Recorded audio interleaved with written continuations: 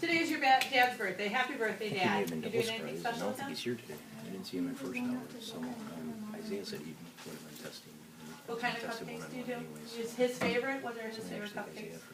You're just making general cupcakes? Yeah, that's nice. Where are you going to dinner? Friday. You don't know yet? Excellent. Trevor. I used to go to Indiana this weekend. Indiana, what are you going to do in Indiana? What's in Indiana?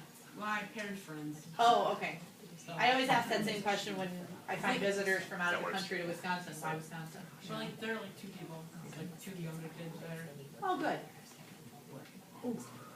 That sounds Ooh, Mitch. good. All right. Very cool. You're getting a what? A sweater. A sweater? Sweatshirt. What kind? What, do you know what kind or? You'll probably be from school. Oh, that's nice. That's my goal before I leave here is to get a Frankwood, right? Sweatshirt or t-shirt or something. Anybody else? Any other good things? Anything else? Quiet day? Okay. Well, here's the agenda for today. Like we've done the last 2 days or day? 2 days? Yeah. 2 days. Wednesday, right? Reading test prep. We're going to go over some poems today, seeing if we can interpret poems a little bit and get the answers to that. We're going to go over what needs to be in your 3-paragraph essay from your CER so that you can do that. Okay, so we're going to be working on that. Then you're going to have work time. During that work time, Mrs. Murkowski is going to work individually with 1 or 2 of you, talk about, do some conferencing, talk about your goals. And I'll also be walking around, seeing if we can help you and go around and look at your essays, see how we're doing on that, okay? If you finish your rough draft today, we don't want you to actually work on your final draft because I've actually graded your Kenny Kane essays, and so we might be able to have a chance to hand those back, but we're also going to talk about some modeling and some really great things that we were seeing, so that can help you put those into your essays, okay? So we just want you to get your rough draft done by today. If you get that done by today, you'll have achieved 3,000 if you didn't get a chance to work on that yesterday because either you were absent or you need to do another one. Otherwise, free reading. If you get Achieve done and you get your rough draft done today, you will have free reading time for the day. How's that sound? Fine. Thank you, Jenna, for that exciting response. All right. So I'm going to hand out, so on your desk at the moment, we should have what? Something to write with. This is two-sided. The first side is going to have 2 poems on it, Mitch. Wait, what's our CER for? The CER, oh, so you weren't here yesterday. So right now, we'll talk about it a little bit more. Right now we're going to do test prep for WKCE. Okay, so this is just helping you get into the mindset of testing for WKCE. So learning how to read the material and find the best answers. Mitch? Okay? And then we'll move on to the CER and we can talk more about that. So if you were absent yesterday, we can go over more of the information. We talked a little bit about it on Monday, but being able to apply it into your CER organizer and then turning it into the essay. We can talk more and discuss that. But this is your prompt and this is the issue and the purpose of that CER. So you can think about that. Okay, so the test prep. Again, one side, it has 2 poems on it. And you're going to want to read these 2 poems first. Then the other side has 5 questions on it. You're going to answer the questions, use the poems on the other side to help you find the answers. Okay? This is where you're going to have to use your critical thinking and the clues from the actual text to find the answers. Okay? So all devices should be away right now, in pockets.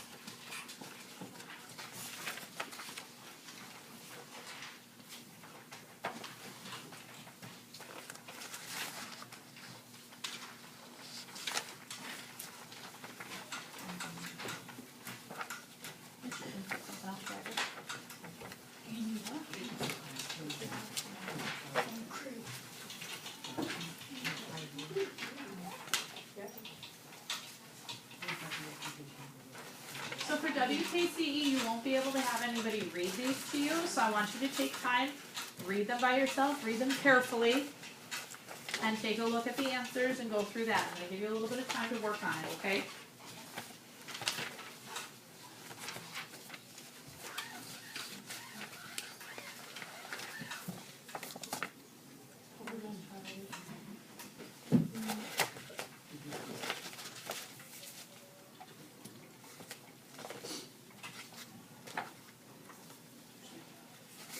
Isaiah go with Mr. Smith? Alex Baldwin was supposed to test with him today one-on-one, but he seemed to be absent, so he took his instead. I gotcha.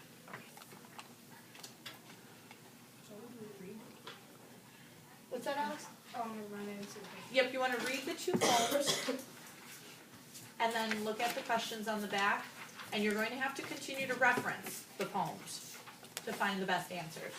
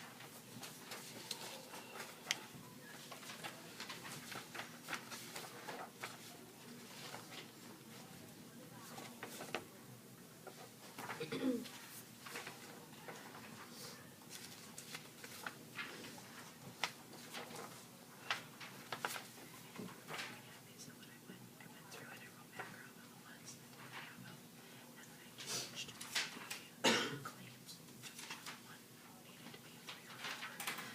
So you should be set. Correct. Thank you.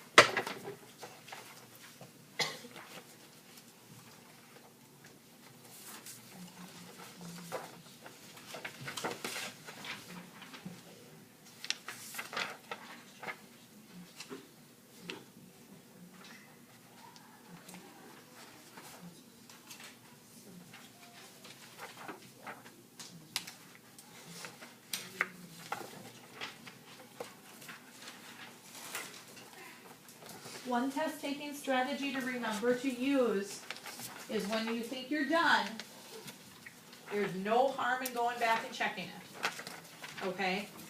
We did definitely talk about yesterday about second guessing yourself. That's different than checking. To make sure you understood the question, that you have everything, that you didn't even miss something. Especially in WKCE and a lot of the standardized tests, it's easy to skip over something sometimes or misread something. So take that time to be able to reread it and check your answers if you have an extra moment.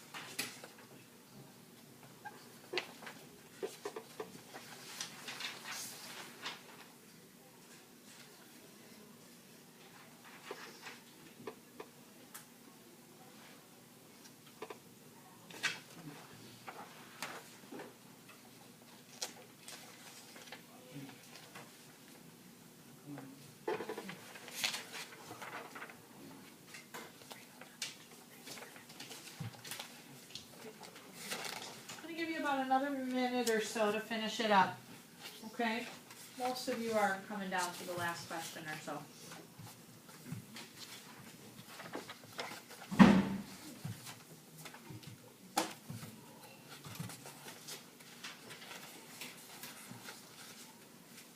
Yeah.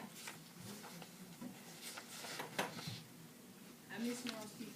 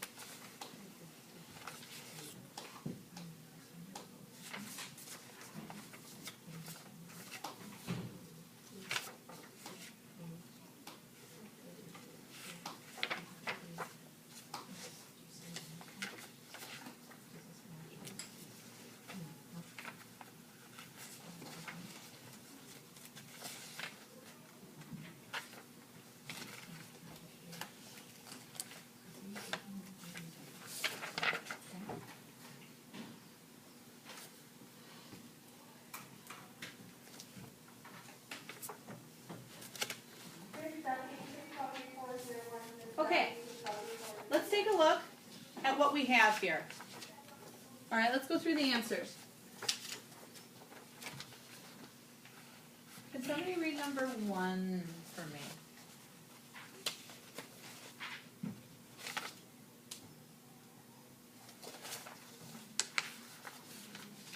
How about Tom. How about Alex, since you were volunteering other people? What? That So works was for me. Mitch. Mitch will be number 2. How about that? No. Yep. All right, go ahead, Alex. Read number 1. George. Give it a shot. No. Well, at least sound it out for me. No. I gotta have you try it at least. Reminiscing. Nope, that's number 2. Oh, Number 1. Santo, whatever it is. Yeah. Okay, good try. Appassionato. Yep, that's it. French word. In line with kind of piano and that mood that tells you that the music is playing. And what did you put for your answer? B. B? What is the answer for B? No idea.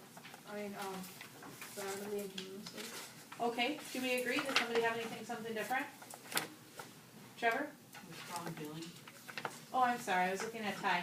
Okay, but Trevor, yes, with strong feeling. Okay, good. Where do we see? I want to take a look at line 10.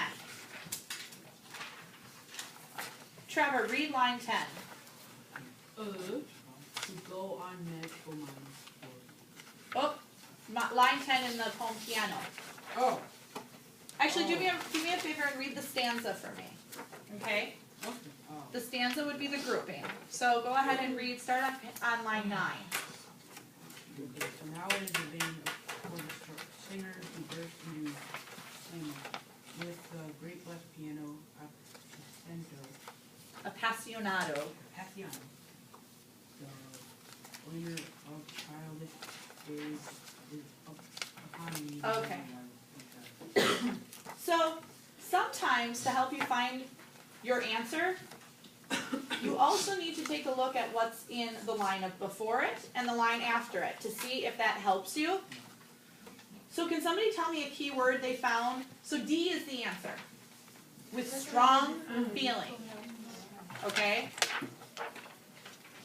Can somebody give me a word that they found in there that helped them know that it's with strong feeling? Emily? What?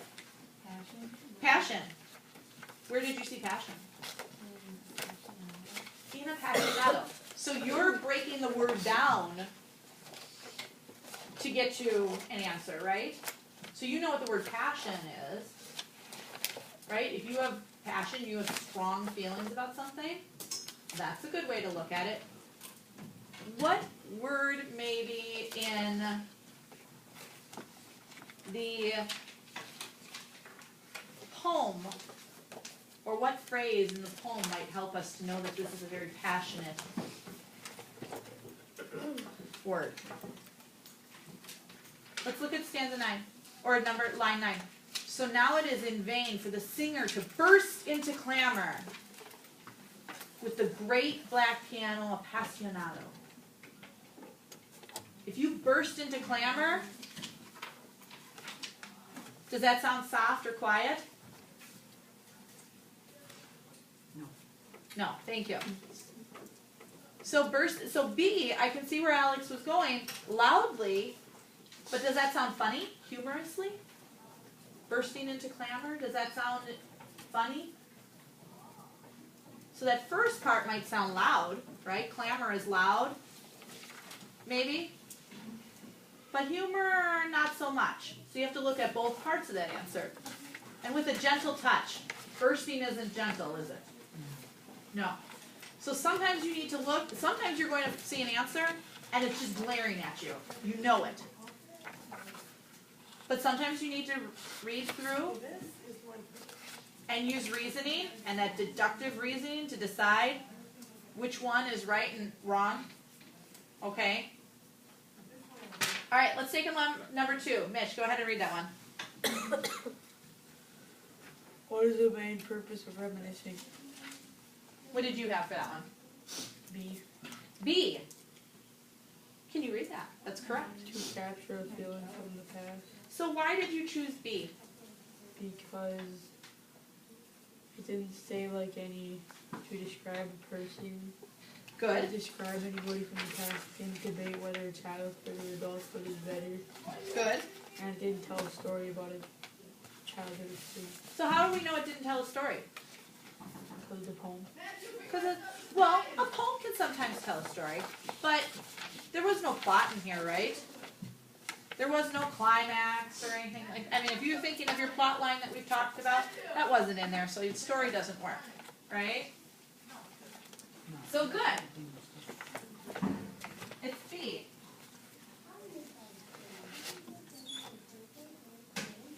Morgan, could you read number 3 for me?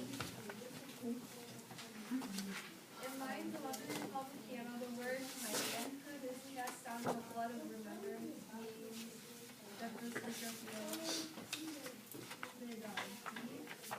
D. And what's the answer there? as if he were a child. That's correct. Why did you come up with D? As if you were a child. Because he said, in line 11, he said, of childish days of becoming my manhood is cast. He feels like he's a kid. He feels like he's a kid again. Moon, what did you have? I had B too, and I thought like Remembering, good. So the further back you go, the more childish you are, right? I wept like a child for the past. Good. Number 4. Tim, can you read number 4 for me? In piano, what causes the speaker to recall a memory? What did you have? B. B. And what's the answer for B? A woman singing. Good. And how did you get to that answer? How did you arrive to that conclusion? Because in line 1 it says, softly in the dusk a woman is singing to me, take me back down to the vista of years. Yeah. So that's telling you right there. He hears this, and all of a sudden he's taken aback, right? Good. And number 5. Who could read number 5 for me? Was that you, Ty? Give it a shot. Yep, read number 5. The structure of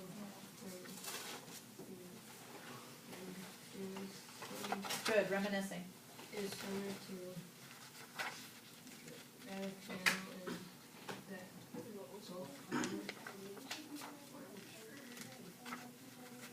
What did you have? what was full? You had C? We'll go back and I'll go through them again. You had C. Why did you have C? That is correct. So organize lines into rhyming couplets.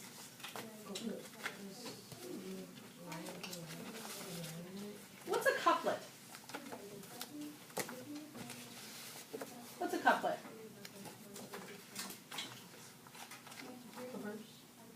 If I say, look at that couple over there, or 2. So a couplet would be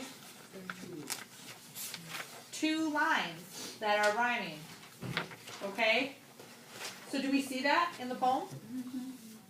Right? Reminiscing. Then, men, to, do, heroes, zeros, piano. Me, see, strings, sings, song, belong. Okay? The next one is one. Good, so that was C. Do you see how you have to look? So if you look, the separating the ideas into stanzas, do the stanzas match? Does outside and guide run? I'm sorry? Outside and guide, that's the next one. Outside, guide. They're using their poetic freedom to stretch the lines. But yeah, outside, guide. Oh, sure. I think they work. Okay, so going through. D is for 1. B is 2. D is 3. Alex, B is 4.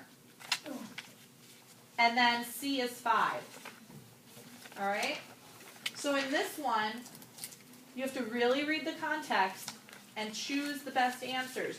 Use the other answers to choose which ones are wrong so you can come to the right conclusion. That's a big key in the test taking on this one. Okay? Alright. You can pass these forward if you want. You can do that. Thank you.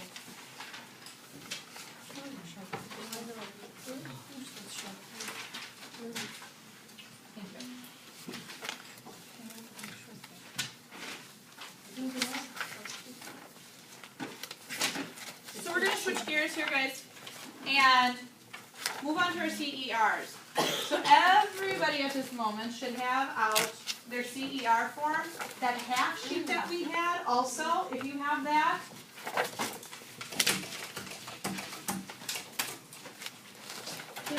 Who was absent yesterday? Who needs a CER sheet? I wasn't absent. Okay, so you should have your CER sheet, right? You can sign it, sure. And then people who were absent, some of them didn't get the KC schedule. Oh, I gave okay. it to some, but not all. Everyone Okay. was born and they had to do a lot more work. All right, hands for who was absent